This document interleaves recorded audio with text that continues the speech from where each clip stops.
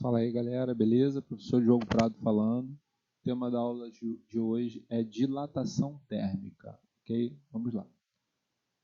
A primeira coisa que a gente precisa ter em mente é exatamente a definição da palavra temperatura, tá? Eu preciso saber o que é essa palavra. Se eu não souber o que é essa palavra daqui, eu fico muito atrapalhado para conseguir explicar o que é dilatação térmica. Então, para a gente, é a medida do grau de agitação das nossas moléculas e dos nossos átomos, tá bom? Basicamente, se eu tenho um objeto muito frio, esses átomos e essas moléculas, eles vibram pouco em torno de uma posição de equilíbrio e eles precisam ocupar pouco espaço nessa vibração. Se por um acaso a temperatura aumentar, aí esses átomos vão vibrar mais e aí eles vão precisar de mais espaço. E aí, como consequência disso, o material muda de suas dimensões, tá? Eu sei que muito se confunde a palavra calor com temperatura, mas lembre que calor e temperatura são duas coisas completamente diferentes, tá? Calor para a gente é um conceito físico que vai ter a ver com energia e temperatura vai ser um conceito físico que vai ter a ver com a agitação das moléculas, tá bom? Basicamente, no calor, quando dois objetos têm diferença de temperatura ou um objeto extenso tem diferença de temperatura de um ponto para o outro, flui calor do ponto mais quente para o mais frio, tá bom? Então, basicamente, lembre que essa energia que tende a fluir do nosso corpo quente para o nosso corpo frio, ela tem um nomezinho especial, que é exatamente o que a gente vai chamar de calor. Tá joia? Então vamos lá. O que a gente vai entender então como dilatação térmica tem a ver com a mudança nas dimensões dos objetos em função da variação da sua temperatura. Tá bom? Basicamente vai ser isso. Né? Existem vários exemplos aí no nosso cotidiano que mostram questões relacionadas à dilatação térmica. Por exemplo, estou trazendo aí o piso, né? Você já deve ter reparado, se não reparou, dá uma olhadinha para o chão aí da tua casa agora e veja que existe um espaçamento, né, entre as peças de piso, de cerâmica que a gente coloca. Esse espaçamento, ele é proposital, tá? A finalidade dele é ter um espaço de acomodação para as peças, né, se ajustarem em relação à sua dilatação, quando a temperatura ela aumenta ou diminui.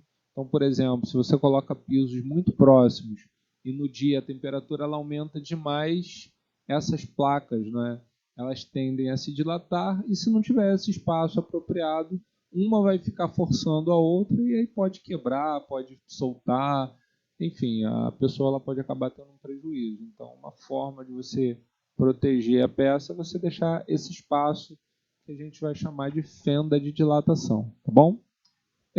Estou trazendo aqui uma foto muito conhecida, tá? Essa foto aqui é da Ponte Rio-Niterói, tá bom? Repare que parece que ela está aqui quebrada, né? Parece que ela está rachada em sua estrutura. Na realidade, se você tiver a oportunidade de passar por baixo dela um dia, repare que em toda a extensão da ponte você vê, né, isso daqui que parece que ela está quebrada, né, essa abertura.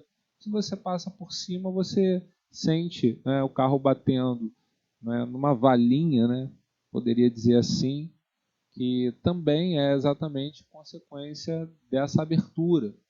Essa abertura ela faz parte do projeto, tá? A gente vai chamar essa abertura aqui exatamente, né, com o tema aqui do slide, né, são as chamadas fendas de dilatação. Elas existem ali justamente para fazer a acomodação também dessas peças em dias quentes e em dias frios, né? Sem essas fendas de dilatação, por exemplo, num dia que a temperatura ela aumentasse demais, essas peças elas poderiam forçar muito mais nas outras e aí elas poderiam quebrar ou se danificarem ou racharem. Em todos os lugares em que esse espaço ele não foi bem calculado, né, ele ficou ou insuficiente ou não foi colocado, as estruturas grandes elas quebraram, né? Enfim, então vamos dar continuidade. A gente vai diferenciar essa dilatação dos objetos ocorrendo de três maneiras, tá? A gente vai olhar para a dilatação linear, que é a dilatação que vai acontecer em uma dimensão. Então, por exemplo, a gente só vai olhar aqui em termos de largura. A gente poderia olhar largura, profundidade e altura, né? A gente pode fazer essa avaliação em três dimensões, mas por enquanto eu só estou olhando o que acontece em corpos onde as dimensões, por exemplo, de comprimento deles são muito mais significativas do que as dimensões de largura, como num fio. Digamos que eu tenho um fio aí de, sei lá, 100 metros, e ele seja muito fino, né? Ele tem aí, sei lá, 4 milímetros. Então é claro que o quanto ele vai dilatar em termos de comprimento é muito mais significativo do que o quanto ele vai dilatar de largura. Para uma situação como essa, é muito vantajoso a gente só avaliar o que vai acontecer em uma dimensão. Então, estou citando aqui, né, a primeira situação, ele tendo um comprimento inicial. Esse comprimento inicial ele vai estar vinculado a uma temperatura inicial. Repare que tudo que foi inicial, eu vou lidar aqui com um zerinho do lado da letra, tá? Tanto no nosso L0 de comprimento inicial, quanto no nosso T0 de temperatura inicial. E, ao sofrer uma mudança de temperatura, repare que as dimensões desse objeto elas podem passar por um comprimento final maior, não é? Esse comprimento L que eu tenho aqui, ele vai ser compatível com uma temperatura final que eu vou representar pela letra T, tá bom? Então, para comprimento inicial L0, eu vou ter isso aí vinculado a uma temperatura inicial T0, e para o nosso comprimento final L, essa informação vai estar vinculada a uma temperatura final T. Então repare que o tamanho que a gente tinha antes e o tamanho que a gente tem depois pode ser medido em função de uma diferença, que a gente vai chamar essa diferença de ΔL. Lembre que todo delta dentro de físico pode ser medido pelo final menos inicial. Então, por exemplo, esse ΔL que vai aparecer ali para a gente, ele poderia ser dado pelo comprimento final menos o nosso comprimento inicial, da mesma forma que a nossa variação de temperatura pode ser dada pela temperatura final menos a temperatura inicial. Beleza? Prosseguindo aqui, tá? Para a gente poder fazer os nossos cálculos, então a gente vai ter que buscar uma maneira para chegar ao valor do ΔL. Repare que esse ΔL vai depender basicamente de três coisas, tá? Ele vai depender do tamanho inicial, que é esse L0 que eu estou representando para vocês.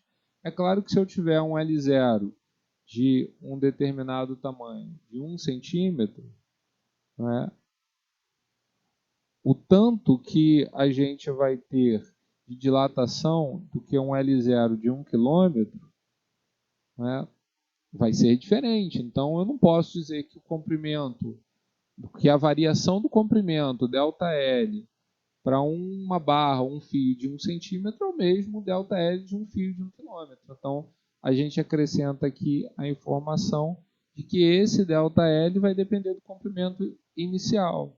Vai depender também do tipo de material, que a gente vai representar aqui pela letra alfa. O alfa para a gente é uma informação sobre o tipo de material, tá? Então, se eu estou lidando com ferro,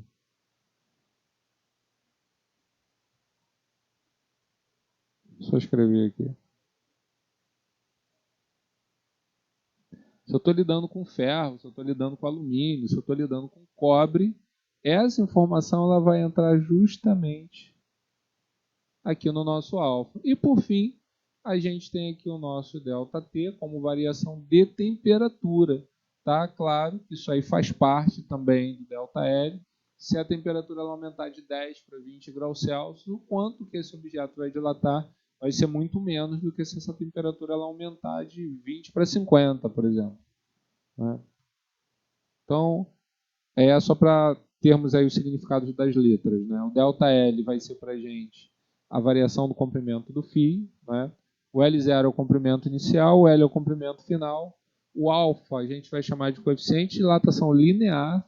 tá? É uma característica da substância, como eu falei agora há pouco, e a gente vai lidar com isso daí usando a unidade grau Celsius a -1. O ΔT é a variação de temperatura, então como toda variação vai ser o final menos o inicial, né? Também já falei que tudo que tem zero é o inicial e tudo que não tem é o final. Então T0 é a temperatura inicial e T, temperatura final. Beleza? Então só uma observação que eu queria fazer aqui é para a gente poder usar a equação, né, da página anterior, a gente vai ter que lembrar como que funcionam as operações de potência de 10. Por exemplo, repare que aqui eu tenho uma conta, olha, apareceu aqui para mim 10 elevado a quinta vezes 10 elevado a -4. Né? E aqui eu estou usando um procedimento. Né? Como que funciona esse procedimento? Então a gente precisa lembrar que se eu tiver uma multiplicação de potências de 10, né? Tem aqui, por exemplo, 10 elevado a vezes 10 elevado a b. A gente tem como base o 10 e os expoentes aqui, no caso, são a e b. A gente resolver essa conta, a gente simplesmente coloca a base e soma os expoentes a mais b. Então, por exemplo, esse 5 que está aqui na minha primeira expressão, ele está funcionando como esse a daqui, né? E esse -4 que eu tenho aqui na minha segunda parte da expressão, ele está funcionando como b. Então, 10 elevado a vezes 10 elevado a b, repito a base e somo os expoentes, tomando cuidado que a gente está somando um número negativo. Né? Então, mais com menos dá menos. Então, aqui eu tenho 10 elevado a 5 menos 4. 5 menos 4 vai dar 1. E aí não se esqueça que todas as vezes que a gente tem um número elevado a 1, o resultado desse número é ele mesmo. Se por um acaso, ao invés da multiplicação de potências de 10, a gente estivesse fazendo uma divisão de potências de 10, repete a base e subtrai os expoentes. Então, 10 elevado a A dividido por 10 elevado a B, eu tenho aqui 10 elevado a A menos B. Tá? Então, aqui no caso, a gente vai ter, né, 10 elevado a 5, por exemplo, vezes 10 elevado a -4. Repito a base, que é o 10, e subtrai os expoentes. Só que no caso aqui, olha, eu estou subtraindo um número negativo. Olha, aqui eu tenho o meu A sendo somente o 5 e o meu B sendo o -4. Tá? Não se esqueça que menos com menos dá mais, então na realidade eu tenho 10 elevado a 5 mais 4, que vai dar 9. Então, a gente vai precisar desse procedimentozinho daqui em algumas questões, então achei que não custava lembrar. Tá bom? Então, exemplo. Um fio de 1000 metros de alumínio a uma temperatura inicial de 20 graus Celsius fica exposto ao Sol, sendo sua temperatura elevada para 40 graus Celsius. Sabendo que o coeficiente de dilatação do alumínio é alfa do alumínio 22 vezes 10 a -6, calcule a dilatação sofrida pela barra. Primeira coisa que eu preciso são os dados. Né? A gente tem aqui uma temperatura inicial de 20, tá? Então está aqui esse valor registrado. Se é inicial, eu uso T0. E a sua temperatura ela foi elevada, olha, até 40. Então, se ela foi elevada até esse valor, temperatura final 40. O que eu vou fazer com esses dados? Né? Para a equação, eu não preciso nem da temperatura inicial nem da final, eu preciso do ΔT. Então, eu tenho que ΔT é T menos T0. Então, posso dizer que ΔT é 40 menos 20. 40 menos 20 vai dar 20, e esse é o valor que eu vou usar para a nossa expressão. Beleza? Então, vamos lá, olha. Outra informação que é relevante, marquei lá em cima. Aquele 1000 metros, ele é o comprimento inicial, então vou representar por L0. Tá? Então, vamos lá, vamos para a equação. A gente, tendo a equação, o nosso único trabalho é trocar as letras pelos números. Então, primeira coisa aqui que eu substituí, olha, no lugar do L0, eu substituí pelo número. O valor do alfa, que é o coeficiente de dilatação, foi dado pela questão aqui em cima, olha, é todo esse número, 22 vezes 10 a -6. Então, olha, coloquei esse número aqui inteiro, 22 vezes 10 a -6, e o ΔT é o mesmo que a gente calculou aqui embaixo, tá? Esse ΔT vale 20. Repare que eu não estou inventando nada, eu só estou trocando as letras pelos números, tá bom, gente? Como próximo passo aí, o que eu fiz? eu multipliquei os números e deixei a potência de 10 para depois. Então aqui, olha, eu multipliquei o valor de 20 com 22 com 20. Tá? Ao multiplicar esses três números, a gente vai chegar nesse número aqui, que é bastante grande. Eu tenho aqui 44.000 e 1 vezes 10 a menos 6 eu mantive. Tá bom? O que acontece? Essa potência de 10 elevado a menos 6, ela não precisou ser operada nessa questão. No entanto, ela vai atuar sobre a posição da vírgula desse número 440.000. Se a gente for olhar essa vírgula, ela vai aparecer aqui, olha, depois do último zero. E o que a minha potência de 10 a menos 6 vai fazer é jogar essa vírgula 6 casas decimais para a esquerda. Então, andando aqui, olha, eu tenho 1, 2, 3, 4, 5, 6. Então, ele está à esquerda do 4, né, do primeiro 4. Então, 0,44. Eu não preciso botar 0,44, um montão de zero. Isso fica errado. 0,44 simplesmente. A questão encerra aqui. Se eu quisesse calcular o tamanho final, tá? A questão não pediu, mas se eu quisesse calcular, a gente pode dizer que o comprimento final é o inicial mais o que aumentou, né? Mais o ΔL. Então, 1.000 mais 0,44, 1.044 metros. A questão ela se encerra aqui. Tá? A dilatação ela não vai acontecer necessariamente em uma única dimensão. Né? Ela pode acontecer em superfícies. Em superfícies, a gente diz que esse problema ele vira um problema 2D, porque aqui vai interessar para a gente, olha, tanto as dimensões de altura quanto as dimensões de largura. Então, nesse caso daqui, a gente vai ter uma área, né? Aqui eu estou chamando de A inicial, mas poderia ser o A0, para a gente manter aquela notação, que vai aparecer aqui necessariamente a uma temperatura inicial, e após ser aquecido até uma temperatura final, você vai ter a sua área final aqui maior. Necessariamente aqui, eu estou sugerindo que a temperatura final ela é maior do que a temperatura inicial, já que essa área daqui ela está maior do que a área anterior. Tá? Então aqui eu poderia dizer, por exemplo, que a minha área final ela é igual à minha área inicial somado ao que aumentou, né? Então aqui, por exemplo, ao ΔA, né? Até escrevi isso ali também. E por fim, esse ΔA vai depender de três informações. Olha, da mesma forma que a gente tinha antes, a equação L igual a L0 alfa ΔT para situações lineares, ou seja, de apenas uma dimensão, aqui a gente tem uma expressão que é muito parecida, só que agora a gente está tratando de superfícies, né? Áreas. Então, ΔA é igual a 0 beta ΔT, e no lugar do beta a gente vai substituir por 2 alfas. Tá? Aqui entra também a informação sobre o tipo de material. Em relação a fazer conta é igual. Tá? Pode ser também que a gente, ao invés de estar lidando com a situação superficial, a gente tem a situação volumétrica, que aqui na situação volumétrica a gente vai lidar com objetos em 3 dimensões. Então a estrutura é igual. Né? Aqui a gente vai ter um objeto com volume inicial estando com uma determinada temperatura inicial e um volume final estando com uma determinada temperatura final. Se esse objeto em seu estado final ele aumentou, eu posso garantir que a temperatura final é maior do que a inicial, porque ele tem maior temperatura, maior estado de vibração das moléculas, elas precisam de mais espaço para poderem vibrar, e isso faz com que o material aumente suas dimensões.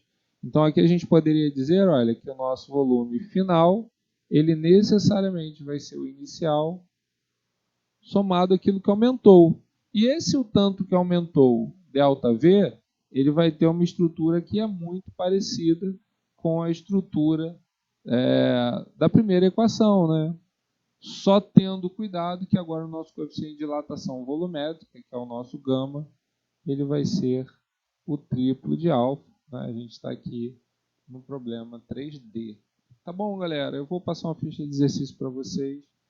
Vou deixar vocês praticarem um pouco. Qualquer dúvida, me manda mensagem aí que eu tento responder aí o mais rápido possível. Fiquem com Deus e até a próxima. Um abraço.